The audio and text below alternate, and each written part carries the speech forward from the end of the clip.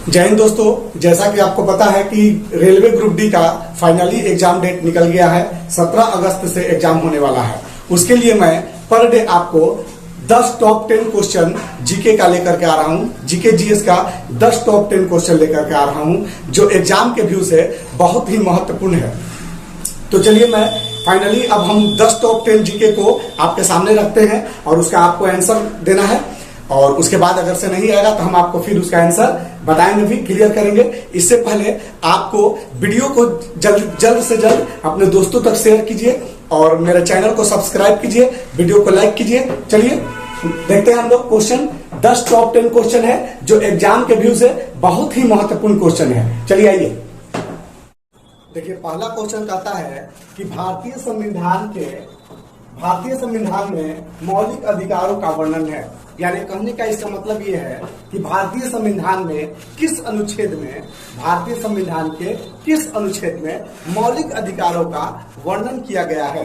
Option आपके सामने है, होता है ऑप्शन नंबर 1 अनुच्छेद 324 से 329।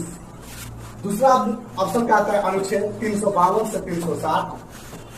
तीसरा ऑप्शन का आता है अनुच्छेद 5 से 11 और चौथा ऑप्शन का आता है अनुच्छेद 12 से 35। देखिए दोस्तों, बहुत ही इंपॉर्टेंट क्वेश्चन है ये। एग्जाम में इस टाइप का क्वेश्चन हमेशा टच करेगा, यानी फंडामेंटल राइट से एक क्वेश्चन टच हमेशा करता है। तो अभी ये आपको पूछ रहा है कि किस अनुच्छेद में फंडामेंटल राइट की बात की गई है। आपके पास ऑप्शन 4 है, चारों ऑप्शन में आपका आंसर कौन है कमेंट करके आप बताइए और अपने दोस्तों तक भी शेयर कीजिए ताकि उन लोगों को भी जानकारी हो जाए। और मेरा वीडियो अच्छा लग रहा है तो लाइक कीजिए और मेरे चैनल को सब्सक्राइब कीजिए। देखिए, पोस्ट कीजिए अपने दोस्तों तक। बहुत ही इंपॉर्टेंट क्वेश्चन है, फंडामेंटल राइट का ये क्वेश्चन है। टॉप 10 में एक ये पहला क्वेश्चन जो है बहुत ही इंपॉर्टेंट है, जिसका आंसर होना चाहिए अनुच्छेद 12 से 35। फंडामेंटल राइट यानी भारतीय संविधान में फंडामेंटल राइट की बात जो की गई है वो अनुच्छेद 12 से 35 में की गई है। किसमें की गई है दोस्तों? अनुच्छेद 12 से 35 में की गई है। अब रहा ये तीनों ऑप्शन, ये 3 को है, इसको भी हम लोग समझ लें। ये 3 ऑप्शन में किसके किसके बारे में बोलता है। तो पहला ऑप्शन जो है 324 से 329, ये आपका निर्वाचन संबंधित बात को कहता है कि भारत में चुनाव किस प्रक्रिया से होगा, निर्वाचन किस प्रक्रिया से होगा, निर्वाचन में क्या क्या शर्तें होते हैं। ये अनुच्छेद 324 से 29 में ये बात को बताता है। किसमें बताता है दोस्तों? 324 से 329 में। पसंद आ गया?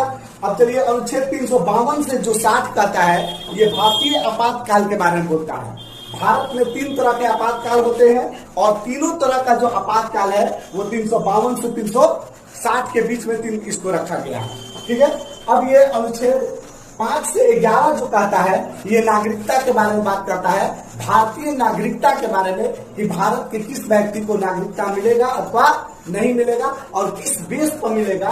तो अनुच्छेद हमारा 5 से 11 के बाद बीच में उसमें देखिए, सेकंड क्वेश्चन कहता है कि इनमें कौन मौलिक अधिकार नहीं है।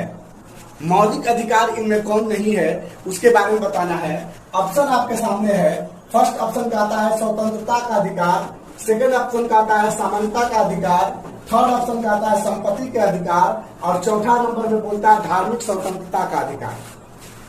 ये चारों जो है मौलिक अधिकार का है, लेकिन एक जो है इसमें से अब हटा दिया गया है। वो कौन सी अधिकार है जो मौलिक अधिकार के तहत हटा करके इसको कानूनी अधिकार में ला करके रख दिया गया है। आंसर दीजिए दोस्तों, कौन सा है? आंसर दीजिए। बहुत इंपॉर्टेंट क्वेश्चन है, बहुत इंपॉर्टेंट क्वेश्चन।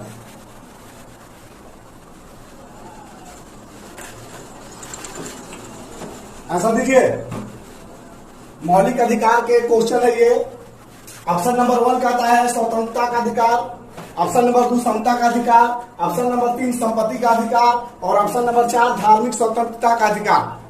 देखिए, संपत्ति का अधिकार जो है ये मौलिक अधिकार नहीं है। ये संविधान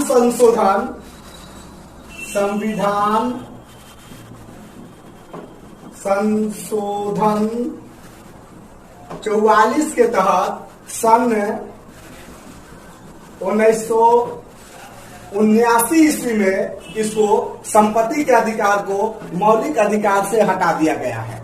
तो बताया गया है दोस्तों, संविधान संशोधन 44 के तहत 1979 ईस्वी में मौलिक अधिकार से संपत्ति के अधिकार को हटा दिया गया है और इसे संविधान के अनुच्छेद 300 के ए में रख दिया गया है। किसमें रखा गया है? संविधान का अनुच्छेद 300 के ए में रखा गया है और यह एक कानूनी अधिकार अब ये हो गया है। ये अब मौलिक अधिकार नहीं है, ये कौन से अधिकार है? कानूनी अधिकार है। इसका आंसर होगा ऑप्शन नंबर 3, संपत्ति का अधिकार। संपत्ति का अधिकार जो है वो अब मौलिक अधिकार नहीं है। चलिए अब हम लोग नेक्स्ट क्वेश्चन की बातें करते हैं। देखिए बोलता है कि जैन धर्म के संस्थापक कौन थे?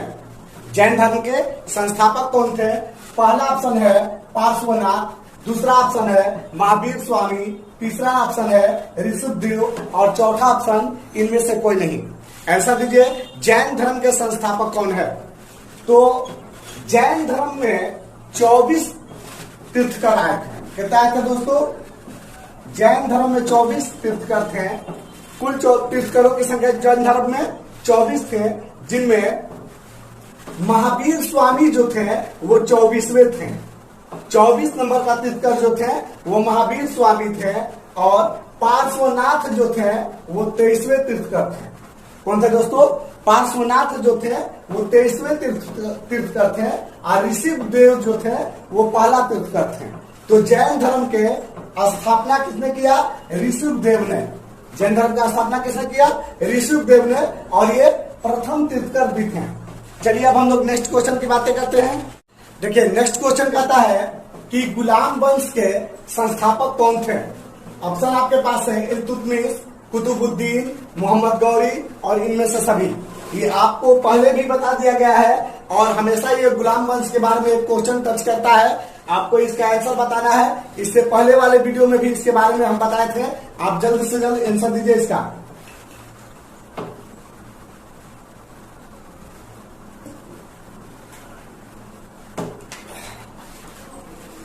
देखिए आंसर पर ऑप्शन पर ध्यान दीजिए। इल्तुतमिश बोल रहा है, कुतुबुद्दीन ऐबक, मोहम्मद गौरी और इनमें से सभी। तो गुलाम वंश के जो स्थापना किए थे, संस्थापक थे, वो कुतुबुद्दीन ऐबक थे। कौन थे दोस्तों? कुतुबुद्दीन ऐबक थे, जिन्होंने 1206 ईस्वी में गुलाम वंश की स्थापना किए थे। कब किए थे? 1206 ईस्वी में। इनके बारे में हम पढ़ाए थे आपको कि मोहम्मद गौरी का ये लड़की से लव कर रहे थे। कौन किए थे? कुतुबुद्दीन ऐबक जो थे मोहम्मद गौरी के लड़की से लव किए थे और जब गौरी भारत को छोड़ करके जाने लगा तो अपने गुलाम अर्थात अपने दामाद को, ये गुलाम भी था, कुतुबुद्दीन ऐबक जो था मोहम्मद गौरी का गुलाम भी था और उनके लड़की से लव कर लिए था, तो ये उनका दामाद भी हो गया था। तो जब गौरी भारत को छोड़ करके जाने लगा तो ये अपने दामाद को अर्थात अपने गुलाम को, चूंकि ये गुलाम भी था, अपने गुलाम को भारत का सल्तनत छोड़ करके 1206 ईस्वी में चला गया और उसी वक्त से गुलाम वंश की स्थापना हो गया। तो मोहम्मद गौरी जो था वो कुतुबुद्दीन का दामाद था, ससुर था। मोहम्मद गौरी जो था कुतुबुद्दीन का ससुर था और इल्तुतमिश जो था ये कुतुबुद्दीन का दामाद था। बस में रहा है। चलिए अब हम लोग नेक्स्ट क्वेश्चन की बातें करते हैं। देखिए कहता है इनकलाब जिंदाबाद का नारा किसने दिया? बहुत ही इंपॉर्टेंट क्वेश्चन है। इनकलाब जिंदाबाद जो हमेशा हम लोग जज्बाती नारा है, हमेशा आप लोग को ईमेल लगाते रहते हैं इनकलाब जिंदाबाद का नारा। तो बताइए कि इनकलाब जिंदाबाद का नारा किसने दिया? ऑप्शन आपके पास है मोहम्मद इकबाल ने, सरदार भगत सिंह ने और सुभाष चंद्र बोस ने, इनमें से कोई नहीं। बहुत ही इंपॉर्टेंट क्वेश्चन है और ऑप्शन भी बहुत ही लाजवाब है दोस्तों। आंसर दीजिए। पहला ऑप्शन है मोहम्मद इकबाल, दूसरा ऑप्शन है, पहला ऑप्शन मोहम्मद इकबाल, दूसरा ऑप्शन भगत सिंह, तीसरा ऑप्शन सुभाष चंद्र बोस और चौथा ऑप्शन इनमें से कोई नहीं। बहुत इंपॉर्टेंस है। और ये तीन जो इसमें है विद्वान, तीनों विद्वान जो है ये भारत के स्वतंत्रता संग्राम के समय कुछ ना कुछ वर्ड अपना बोले हैं, कुछ ना कुछ स्टेटमेंट दिए हैं, जिनका स्टेटमेंट आज पूरे भारत में, पूरे भारत ही नहीं बल्कि पूरे दुनिया में बड़े ही गर्व के साथ लिया जाता है नाम। कहता है मोहम्मद इकबाल। मोहम्मद इकबाल को आप सब जानते होंगे कि सारे जहां से अच्छा हिंदोस्तां हमारा, हम बुलबुले हैं इसकी ये गुलसिता हमारा। ये मोहम्मद इकबाल का ही उर्दू नज़्म है भारत की, जिसमें तारीफ किया गया है। ये मोहम्मद इकबाल का था। और इससे पिछले वीडियो में एक बार हम आपसे पूछे भी थे कि सारे जहां से अच्छा हिंदोस्तां हमारा किसने कहा था, तो उसका आंसर होगा दोस्तों मोहम्मद इकबाल। कौन सा होगा दोस्तों? मोहम्मद इकबाल जो थे वो सारे जहां से अच्छा हिंदुस्तां हमारा बोले थे। तो मोहम्मद इकबाल तो इनकलाब होगा नहीं, क्योंकि मोहम्मद इकबाल क्या बोले थे? सारे जहां से अच्छा हिंदुस्तां हमारा। इससे पिछले वाले वीडियो में हम आपको ये प्रश्न दिए थे। सुभाष चंद्र बोस भी नहीं होगा, क्योंकि सुभाष चंद्र बोस का भी ये ना स्टेटमेंट है इनकलाब जिंदाबाद, सुभाष चंद्र बोस भी नहीं बोले हैं। सुभाष चंद्र बोस का स्टेटमेंट था तुम मुझे खून दो मैं तुम्हें आजादी दूंगा। सुभाष चंद्र बोस क्या बोले थे दोस्तों? तुम मुझे खून दो मैं तुम्हें आजादी दूंगा। तो ये सुभाष चंद्र बोस का था। और आंसर इसका होना चाहिए सरदार भगत सिंह। सरदार भगत सिंह जो थे वो अपने में बोले थे इनकलाब जिंदाबाद। जेल में जब सरदार भगत सिंह थे, जब इनको फांसी पड़ रहा था, तो उस समय सरदार भगत सिंह ने ही बोले थे इनकलाब जिंदाबाद। चलिए अब हम लोग नेक्स्ट क्वेश्चन की बातें करते हैं। देखिए कहता है कि भारत में मुगल वंश के संस्थापक कौन थे, यानी मुगल वंश का स्थापना कौन किए थे। ऑप्शन आपके पास है उमर शेख मिर्जा, बाबर, हुमायूं और शेरशाह। ऐसा दीजिए दोस्तों, मुगल वंश के संस्थापक कौन थे? तो इसका आंसर होगा बाबर। बाबर जो थे ये मुगल वंश के संस्थापक थे। अब ये उमर शेख मिर्जा जो थे ये बाबर के पिताजी थे। कौन थे? उमर शेख मिर्जा जो थे वो बाबर के पिताजी थे। और हुमायूं जो था वो बाबर के पुत्र था। हुमायूं कौन था? बाबर के पुत्र था। और ये जो शेरशाह है ये शेरशाह मुगल वंशज नहीं थे। शेरशाह जो थे वो अफगानी वंशज थे। ये अफगान का थे। जो हमारे बिहार का रहने वाले सासाराम का थे ये अफगान से संबंधित रखते थे, अफगान वंश का थे। और बिहार के सासाराम में इनका जमींदारी था। चलिए अब हम लोग नेक्स्ट क्वेश्चन की बातें करते हैं। देखिए नेक्स्ट क्वेश्चन कहता है कि भारत पर आक्रमण करने वाला प्रथम मुस्लिम आक्रमणकारी कौन था। ये 4 ऑप्शन है। चारों ऑप्शन जो है मुस्लिम आक्रमणकारी का ही है। लेकिन कहता है कि भारत पर आक्रमण करने वाला प्रथम मुस्लिम आक्रमणकारी कौन था। तो इसका आंसर होगा दोस्तों मोहम्मद बिन कासिम। कौन होगा? मोहम्मद बिन कासिम। मोहम्मद बिन कासिम जो है था वो 712 ईस्वी में भारत पर आक्रमण किया था। कब किया था दोस्तों? 712 ईस्वी में मोहम्मद बिन कासिम जो था वो भारत पर आक्रमण किए था। अब रहा सवाल बाकी 3 ऑप्शन का। तो बाकी 3 ऑप्शन जो है वो भी आक्रमणकारी था और मोहम्मद वो भी मुस्लिम ही आक्रमणकारी था। जिसमें पहला ऑप्शन जो है महमूद गजनी। ये महमूद गजनी जो है ये भारत पर 17 बार आक्रमण किया था। कई बार आक्रमण किया है दोस्तों? 17 बार आक्रमण किया है। महमूद गजनी जो है भारत पे 17 बार आक्रमण किया है। जिसमें पहला जो आक्रमण है वो 1001 ईस्वी में किया था। पहला आक्रमण कब किया था? 1001 ईस्वी में किया था।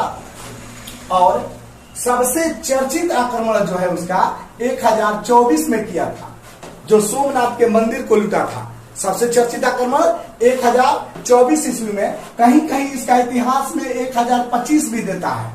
कोई कोई बुक में 1025 देता है और किसी किसी बुक में 1024 भी देता है।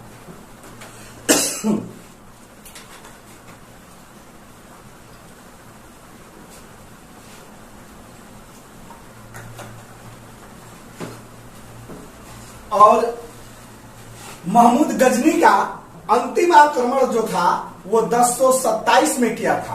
कब किया था? अंतिम आक्रमण जो था वो 1027 में किया था। और इसकी मृत्यु जो थी 1030 ईस्वी में की हुआ है। महमूद गजनी की मृत्यु कब हुआ है? 1030 ईस्वी में। चलिए अब हम लोग ऑप्शन नंबर 2 की बातें करते हैं। ऑप्शन नंबर सेकंड जो है मोहम्मद गौरी की है।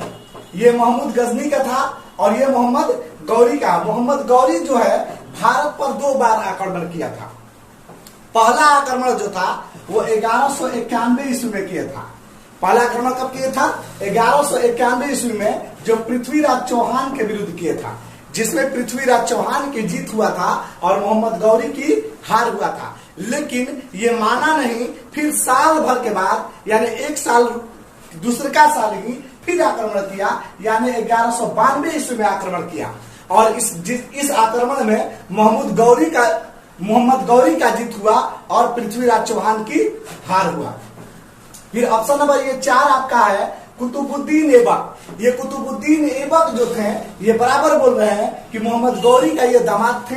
जब गौरी भारत को छोड़ करके जाने लगे तो इनको सौंप करके अपना सारा का सारा सल्तनत यानी हिंदुस्तान की जो सल्तनत थी इनको छोड़ करके मोहम्मद गौरी जो थे अपने दामाद यानी अपने इनका ये दामाद भी थे और इनका दासी भी थे, गुलाम भी थे, यानी अपने गुलाम को अर्थात अपने दामाद को 1206 ईस्वी में ये पुनः वापस चले गए थे। तो इस तरह से अगर से देखा जाए तो कुतुबुद्दीन जो था वो आक्रमणकारी नहीं था, वो भारत का ही था, लेकिन मोहम्मद गौरी का दामाद था। जब गौरी भारत को छोड़ करके जाने लगा तो अपना संपत्ति जो था कुतुबुद्दीन को दे करके चला गया और उसी वक्त से 1206 ईस्वी से ही गुलाम वंश की स्थापना हो गया।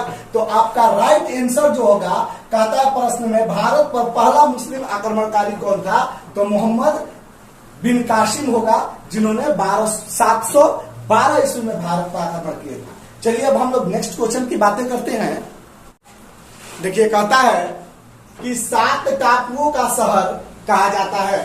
7 टापुओं का शहर किसको कहा जाता है? ऑप्शन आपके पास है मुंबई, कोलकाता, पंजाब और लखनऊ।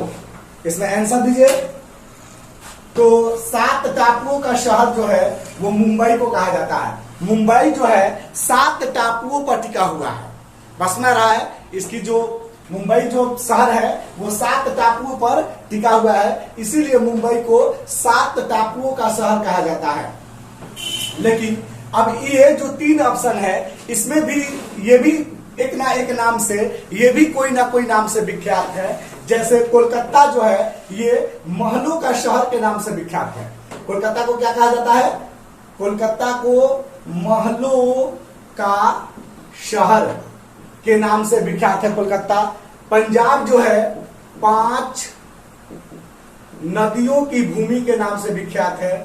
5 नदियों की भूमि के नाम से पंजाब विख्यात है। और लखनऊ जो है वो नवाबों की शहर के नाम से विख्यात है। लखनऊ जो है नवाबों की शहर के नाम से विख्यात है। चलिए अब हम लोग नेक्स्ट क्वेश्चन की बातें करते हैं।